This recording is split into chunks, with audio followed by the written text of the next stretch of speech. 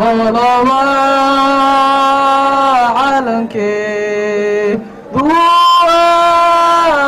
عينا إنك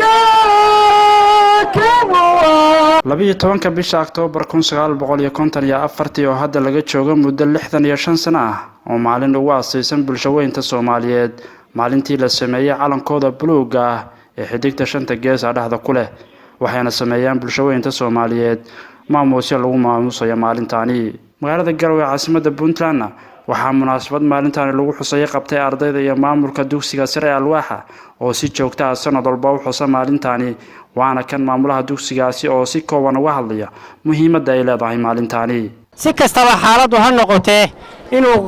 maartay dhiiri geliyo lana shaqeeyo iskuulada haddii Ilaahay idmayo oo mas'uulka ka yahay oo xaqiiqatan waqtigiisa u hura 24 saac marnana aan ka nasan 150 goor ayaan u mahad celinayaa wasiirka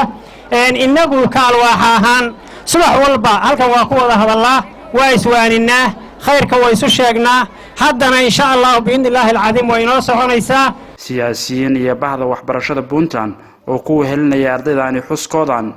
iyadoona wasiirka waxbarashada iyo tacliinta sare ee Puntland Cabdullaahi Maxamed Xasan ku bogaadiyay ardayda maamuuskooda maalintaani taariikhiga ah runtii farxad bay tahay saaka dugsiga kan Alwaaxa inaan idinla joogo oo aan idinkala qayb galo farxadda iyo dabaaldegga ah u samaynaysaan calankan aynu jecel lahay ee ah calanka Jamhuuriyadda Soomaaliya calankan quruxda badan ee qaarkiin aad ku xidhateen sidii tabeebihii wejiga ku xidhateen iyo madaxa qaarkiinna huwan yahay dadka qaarkiina ay labisan yihiin buluuga calanka buluuga ah runtii waa astaanta qarannimada Soomaaliyeed markii ugu horeysay ee calankan la asteeyay adabshankii ugu horeeyay ee la sameeyay waxay ahayd